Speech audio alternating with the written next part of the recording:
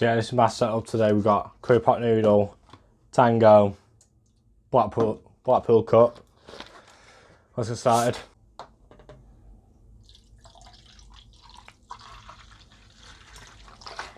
I'm literally in a bar and I picked Fanta from a takeaway from yesterday. So anyway, let's get into this.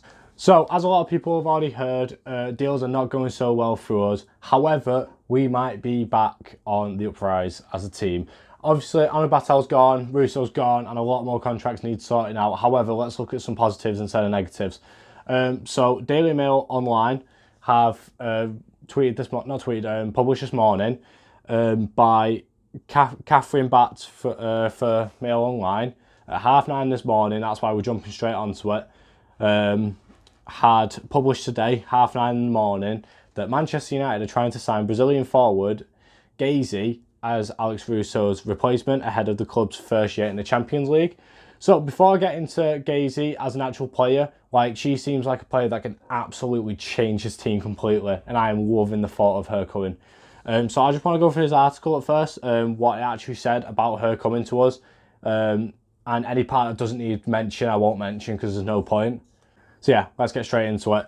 Manchester United are trying to sign Brazilian forward Gazy from Barcelona, Mail Sport understands. United are looking to replace Alexis Russo, who decided to leave the club upon the expiration of her contract.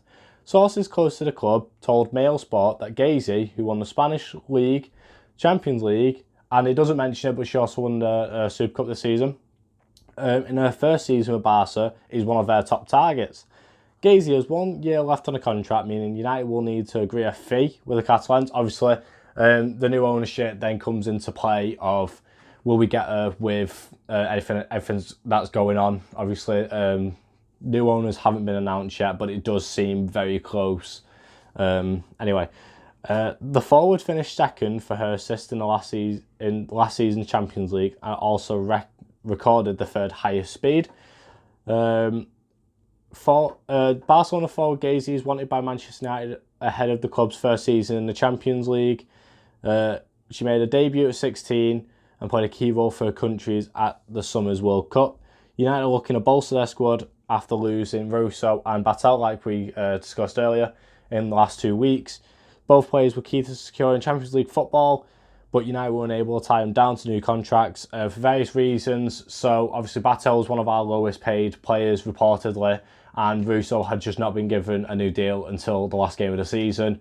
So you can understand why these players want to leave and go to different clubs that will prioritise them, because no one wants to play at a club that isn't going to prioritise them. It is understood that Russo's representatives were frustrated at how long and drawn out negation process had become.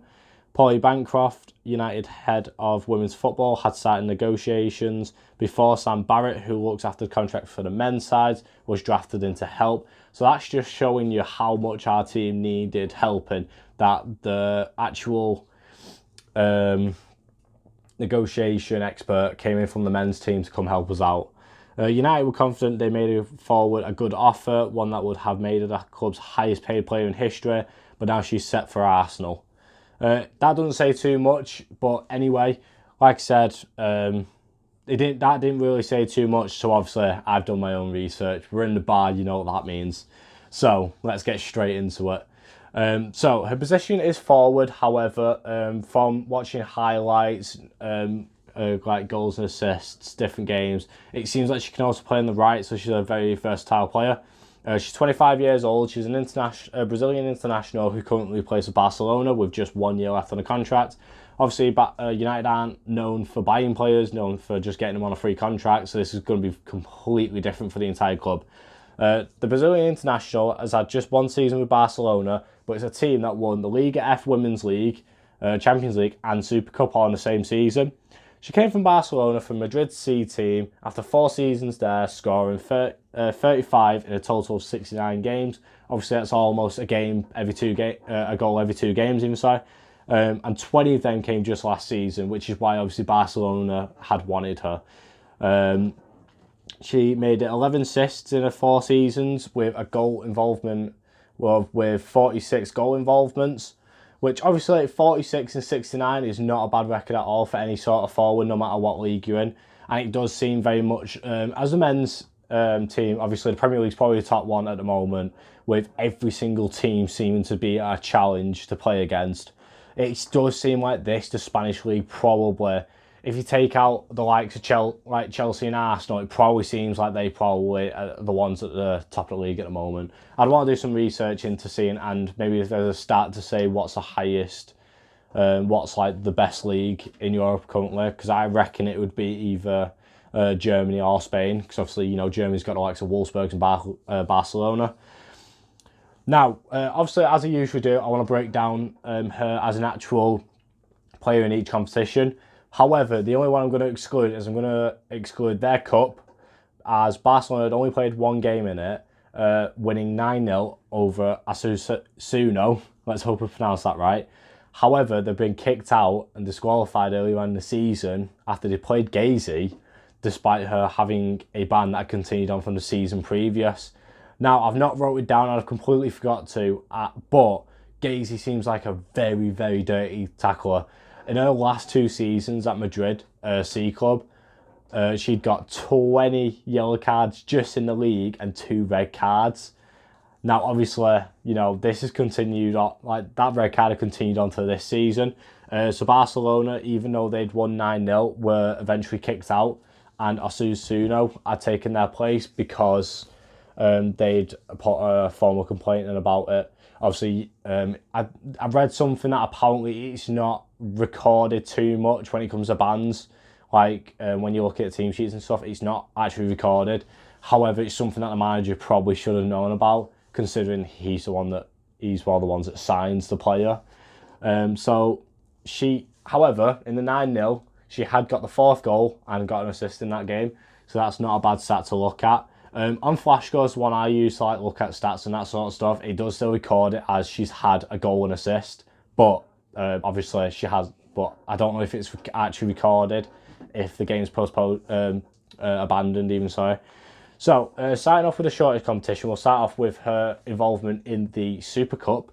So she'd played just 2 games in it. Obviously, it's a semi-final and a final type of competition. In her first game, she didn't have a goal involvement, but she came off at 88th minute for 28-year-old. I really hope I don't pronounce this wrong.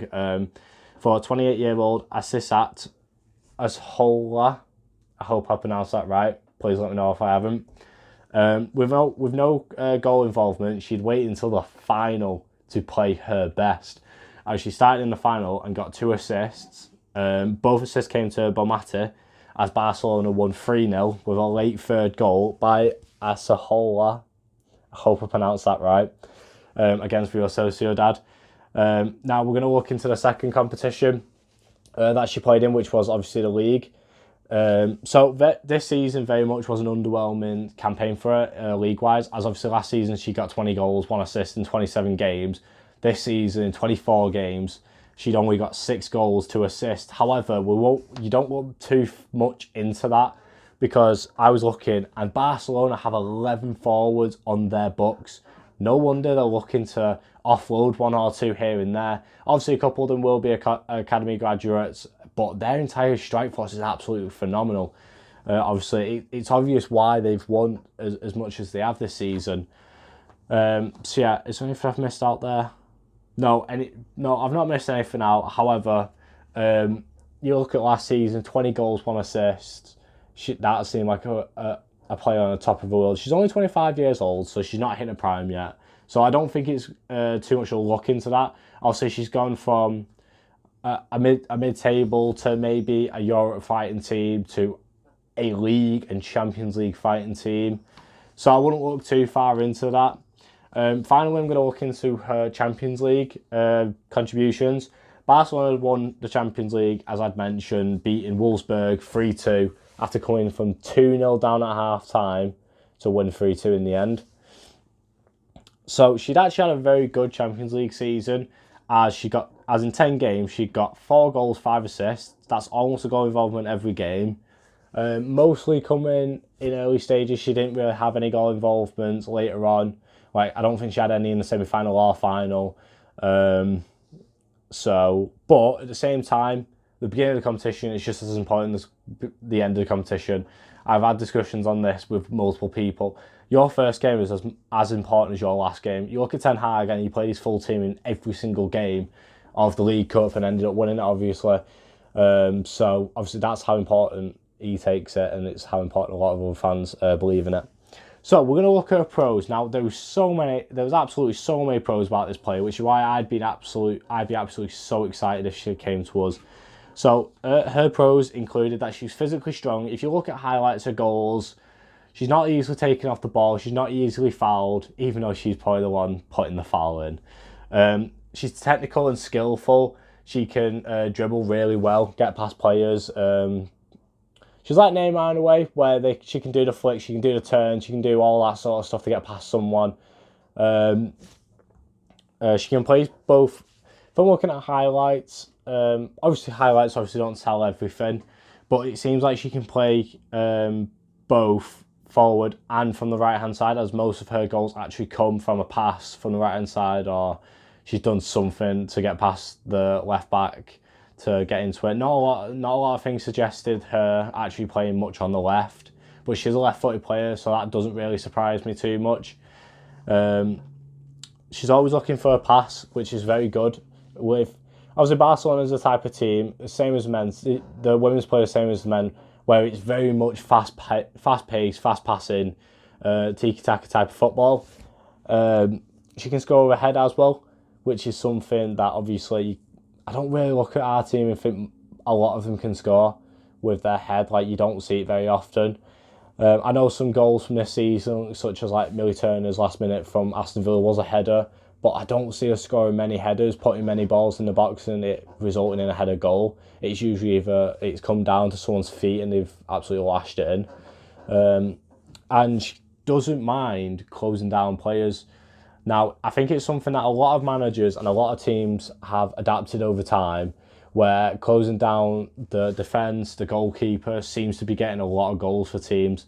You saw one of the highlights was the Bayern Munich one. I think they were 3-0 down, and to get a goal back, Gacy had closed down the goalkeeper. From her closing down the goalkeeper, and then from a tight angle, just slotting it home into an empty net. So that's everything I wrote about. Now it's time for me to have like my personal opinion. Personally, I would absolutely love her. She actually seems like an improvement on Russo personally, and I don't want people to be like, you didn't like Russo. No, I thought Russo was phenomenal. But if you want to win Europe, you want to win the league, you've got to do the hard stuff. You've got to improve players, even if you love them no matter what. You know what I mean? You have to be harsh sometimes. You really do. To win stuff, managers have to be harsh. I do genuinely think if you can keep Garcia in the middle as a backup, because this season she was phenomenal as a late sub or an involvement from a sub, and then you bring in someone as experienced as a Gazy, someone that's played at the top tier of football, like Paris, for example, when she played at Arsenal. We got her from then. Season after, win Champions League ourselves. Do you know what I mean? So I think there's not much more to talk about her. I think it'd be an absolute phenomenal signing. She's only got 1 year left, so you're not looking at like a Kira Walsh style of transfer fee. Don't get me wrong, I couldn't really tell you my opinion on what sort of transfer fee it would be, because I don't know too much. As a statistic had shown that roughly about 80% of women's transfers are all free transfers. You get like the likes of Barcelona, Chelsea, City, the big teams. Obviously they will buy players and they won't just look for free transfers. But then you get the likes of everyone else lower in every single league. They look for just free transfers, because clubs don't want to. At the moment, clubs don't want to put loads of money into a women's team because it might not give back in a way. So yeah, I think that's everything I want to talk about. If you guys enjoyed this video, please like, comment, get involved. Go follow my TikTok, MUW_fans. Go check that out. It's lit. Why not check it out? And yeah, as always, subscribe. I want to try and get up to 30 subscribers by next week. It's currently Monday when I'm recording this, and I hopefully get it up by tonight. So yeah, if you guys enjoyed, anyway, as always, please like, subscribe, comment. I'll see you on the next one. Peace.